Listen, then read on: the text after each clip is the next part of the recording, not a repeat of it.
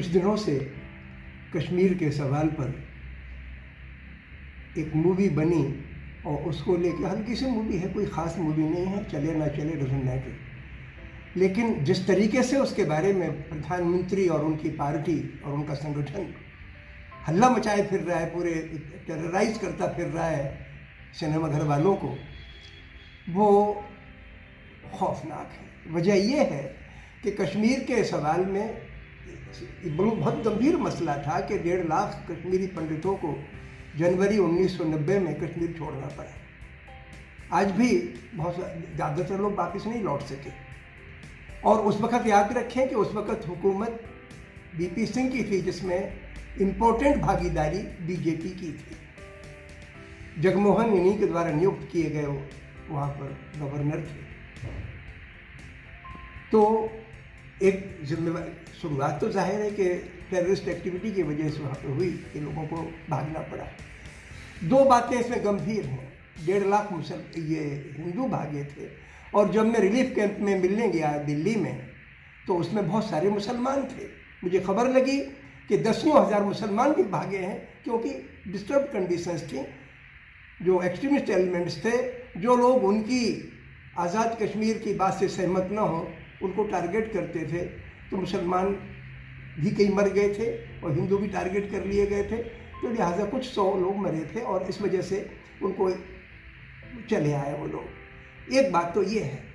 दूसरी घटना ये कि इस सिचुएशन में कश्मीर पहुंचा कैसे, तो एक वो गंभीर बात है। 1953 से लेके चीज़ें घटी, लेकिन लार्जली 2-3 साल पहले तक, 1990 से 2-3 साल पहले तक जो चीज़ें वहाँ डेवलप हुई, उससे एलियनेशन लोगों का सेंट्रल गवर्नमेंट की तरफ बढ़ा। ख़ासतौर से जो चुनाव हुआ उसमें रिगिंग हुई, उसकी वजह से ट्रिगर हुई चीज़। और तीसरी चीज़ ये है कि उसके बाद जिस तरीके से हैंडल किया उस सरकार ने और सब्सिक्वेंट गवर्नमेंट्स ने इस सवाल को, उससे इतनी भारी तादाद में हम मिलिट्री तैनात कर दी गई कि मिलिट्री की इन एंटी इंसर्जेंसी ऑपरेशंस में और मिलिटेंट्स की एक्टिविटीज़ में मरने वाले अवाम की तादाद सबसे ज़्यादा है। कुल मिला के लगभग 80,000 लोग मर गए। ये सब कश्मीरी लोग, जिसका एक रत्ती किसी का हिस्सा नहीं था कश्मीरी पंडितों को भगाने में या कश्मीर के मुसलमानों को बाहर भेजने में, एक रत्ती हिस्सा नहीं था। उन मजदूरों को, उन छोटे किसानों को, उन बगीचे वालों को, उन कारीगरों को खौफ के साए में जीना पड़ा। सस्पेशन पे उनके घरों की तलाशी ली गई, शक किया गया उनके भीतर। कहीं भी मिलिट्री जब 6 महीने से ज़्यादा तैनात की जाती है तो शक शुबा पैदा होता है मिलिट्री के खिलाफ, और मिलिट्री के अंदर दूसरों के बारे में हर एक आदमी को शक करता है कि तो टेररिस्ट होगा। खाना तलाशी लेता है, उसमें बेकसूर पर जुल्म हो जाता है और कॉन्सिक्वेंटली उसमें से कुछ लोग एक्सट्रीमिस्ट एक्टिविटी कर बैठते हैं। तो अब ये बाहर से खरीदे हुए आतंकवादी नहीं है, वहाँ पे हमारे ही बच्चे बन रहे हैं आतंकवादी हमारी नीतियों की वजह से। और ख़ासतौर से पिछले 7 बरस में जब से हुकूमत नई आई है श्री मोदी की, उन्होंने जो बात की वो, फिर 3 बरस हो गए, 2.5 बरस हो गया जब इन लोगों ने कश्मीर के लोगों के हक छीन लिए, जिन लोगों का किसी हिंसा में कोई हिस्सा नहीं। और इनके लिए प्रोपेगेंडा का औजार है कि भाई कश्मीरी अवाम से बाकी देश के अवाम के प्रति नफरत पैदा कर दो और उसके जरिए मुसलमानों के प्रति घृणा पैदा कर दो। मैं यूपी के चुनाव में गया था तो वहाँ पे कुछ लोगों को पर्चे बांटते, उन्होंने कहा कश्मीर में 1.5 लाख पंडितों को के बारे में क्या विचार है आपका। यानी कश्मीर के अवाम को आतंकवादियों से एक करना, आम मजदूर को औरंगजेब से एक करना, उसकी इमेज उस पर थोपना, यह सांप्रदायिकता का षड्यंत्र है। और हमारे प्रधानमंत्री इस बात की कल अपनी पार्टी की बैठक में सांसदों से चर्चा करते वक्त इसी बात को उठा रहे हैं कि सब सत्य को सामने लाना चाहिए। अरे भाई, सत्य को समग्र रूप में सामने लाओ। जो जुल्म हुआ है जुल्मी को आइडेंटिफाई करो, लेकिन आम आदमी को टेरराइज मत करो। और जो टेरराइज किया गया है उसको भी उजागर करो कि बुरा किया। आप अपनी इस बात को भी उजागर करो कि आपने 370 खत्म करके वहां के लोगों के नागरिक ये राज्य के अधिकार को खत्म करके क्या किया।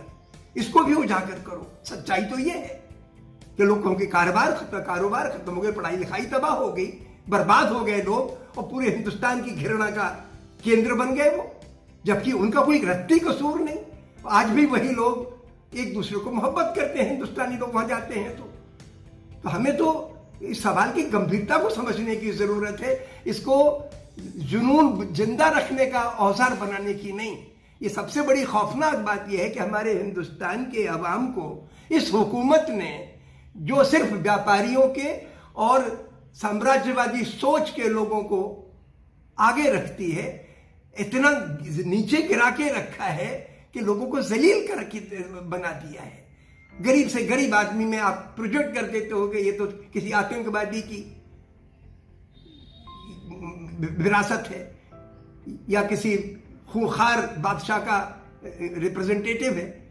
जिस आदमी को हर कौम ने लूटा, हर राजा ने लूटा, हिंदू राजा ने, मुसलमान राजा ने, हिंदू व्यापारी ने, मुसलमान व्यापारी ने, और इनकी तादाद हिंदुस्तान के अवाम का, मैं 80-90% लोगों की बात कर रहा हूं। इन लोगों के प्रति आप द्वेष मत रखो। कहने के लिए तो आप टारगेट कर रहे हो मुसलमानों को, लेकिन जाहिर है कि मुसलमानों में जब हिंदुओं के प्रति घृणा या हिंदुओं में मुसलमानों के प्रति घृणा होगी तो उनकी एकता टूटेगी, उनके सवाल ओझल हो जाएंगे, और इससे उनकी बर्बादी बढ़ेगी, आर्थिक तबाही बढ़ेगी, शिक्षा का पिछड़ापन आएगा, लड़के लड़कियों के संबंध खराब होंगे, उनका सोच बिगड़ेगा। आप उनको बर्बाद कर रहे हो, गुलामी की तरफ ढकेल रहे हो, ठीक नहीं। मैं चाहता हूं कि हम खुले दिमाग से सोचें। शुक्रिया।